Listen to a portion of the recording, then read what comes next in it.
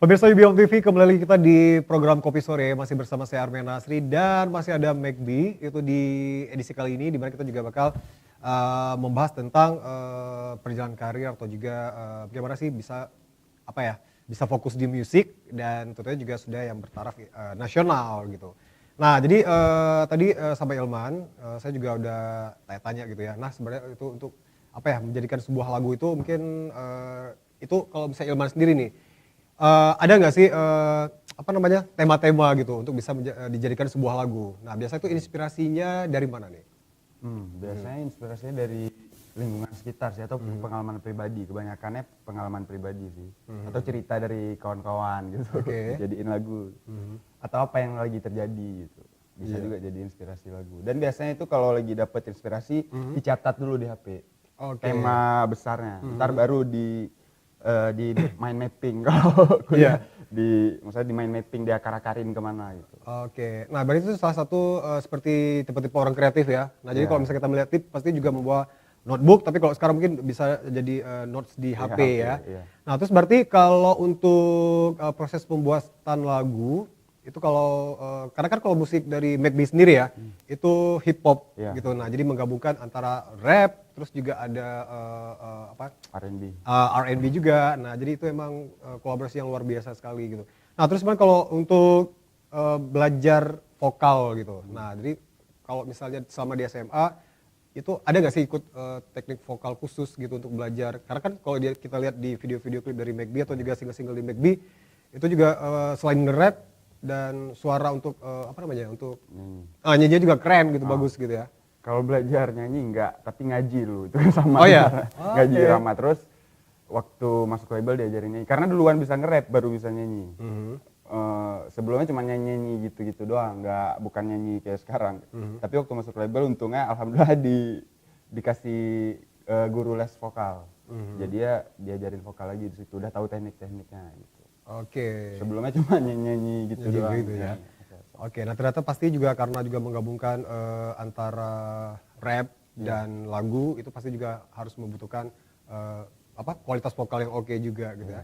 Nah terus kalau untuk sebagai musisi nih ya, nah jadi ada gak sih perbedaan gitu dalam menciptakan sebuah lagu yang bergenre hip hop dengan lagu-lagu lain itu, kalau tingkat kesulitannya bisa dari opini dari musisi seperti McB gimana? Kayaknya semua lagu itu susah karena bikinnya nggak ada, mungkin rap bedanya rap harus lebih banyak ya liriknya. Cuman kalau bagian-bagian lagunya sih kayak sama aja gitu, susahnya. Karena ya susah, bikin lagu emang susah, apalagi lagu yang enak gitu kan, yang enak kita dengar. Makanya susah sih, semua sama aja. Sama aja ya prosesnya. Perbedaannya paling ya itu liriknya doang. Nah terus kalau ini nih, kenapa sih nggak fokus untuk rap aja gitu? Nah mungkin seperti kita tahu kalau seperti musisi di luar gitu ya, siapa sih yang memang betul-betul pure rap? Eminem, terus juga tapi Lil Wayne dia berkolaborasi juga ya. Nah terus kalau misalnya Kendrick Lamar gitu. Nah ada alasan tersendiri nggak sih mungkin mengikuti pasarkah atau apa gitu? Kalau emang lebih dengernya suka hip hop yang ada nyanyinya. Emang suka ya musik hip hop yang kayak gitu. Cuman suka juga ada beberapa lagu juga, lagu yang full rap yang emang suka, cuman nggak semua gitu. Kebanyakan lagu R&B emang yang disukain. Makanya lagu yang diciptain juga kayak gitu. Karena apa yang kita dengar kan ngaruh ke apa yang kita bikin kan biasanya. Ya benar, jadi kan sebelum kita juga kita juga memposisikan diri sebagai pendengar gitu ya, sebagai penikmat musik. Nah itu juga lebih total, lebih full gitu. Nah terus kalau ini nih berbicara tentang mungkin sekarang yang lagi heboh itu hadirnya vlog atau juga mungkin aransemen mengcover lagu gitu ya. Nah jadi saya juga pernah melihat gitu ada beberapa lagu yang di cover oleh McB sendiri atau juga Ilman. Itu kalau nggak salah yang Billionaire ya, itu dari Bruno Mars dan juga Travis McCoy. Nah itu juga emang benar-benar di konsepin yang bagus gitu ya. Nah sebenarnya terjun di YouTube seperti itu sejak kapan? Kalau YouTube dari SMA. Dari SMA udah ya? Kali nge-rap udah sebelum YouTube ya sekarang. Iya sebelum YouTube happening, booming gitu. Terus kalau cover lagu itu waktu belajar nyanyi emang disuruh sama guru lesnya cover gitu. Makanya waktu itu banyak cover lagu di SoundCloud cuman juga banyak lagu-lagu yang di cover, cuman ya Billionaire itu doang yang dibikin video karena kayaknya bagus nih kalau Bagus bikin ya. video, ya. Nah berdasarkan voting juga kali ya. Iya. Oke, nah terus kalau ini nih kita juga pengen cari tahu apa nah, mencuri-curi pengalaman nih, bergabung di major label ya, seperti tadi apa sih yang ini Alpha Records gitu. Nah itu kalau misalnya buat musisi-musisi pemula, mungkin buat pemirsa yang lagi nonton gitu ya, nah itu sebenarnya proses gabung ke situ seperti apa tuh? Karena kan susah gitu kan, mereka juga prosesnya ribet gitu ya. Sekarang kirim demo mah udah Iya. nggak ini lagi. Jadi dulu Alpha Records itu bikin proyek, bikin kompetisi namanya Project Naga Mencari Bintang. Dia nyari artis baru. Jadi itu kita disuruh kirimin lagu dan grup aku kirimin lagu ke situ dan lolos 20 band kalau nggak salah. Yang lolos. Terus audisi live. Waktu audisi live alhamdulillah juara 1 dan dikontrak selama setahun. Makanya dari situ masuk labelnya gitu.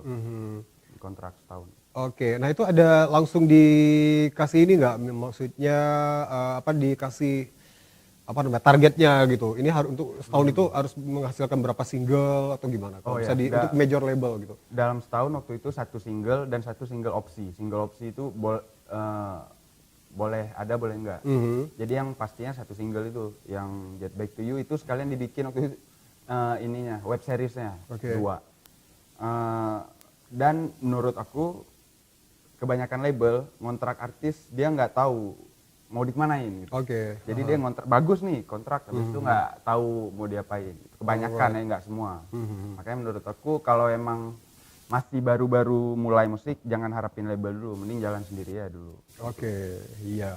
Nah, terus kalau itu apalagi juga kita mungkin kalau misalnya menentukan dari ini maksudnya campur tangan dari label gitu. Nah itu seperti apa sih untuk musisi baru gitu. Jadi mungkin buat para pemirsa yang kayak juga ya mungkin impian semua musisi gitu ya. Masuk label. Nah, jadi kalau Ilman sendiri malah yang udah berkecimpung di situ dan juga bergabung dengan major label atau juga label yang udah terkenal ya gitu ya di Alpha Records gitu.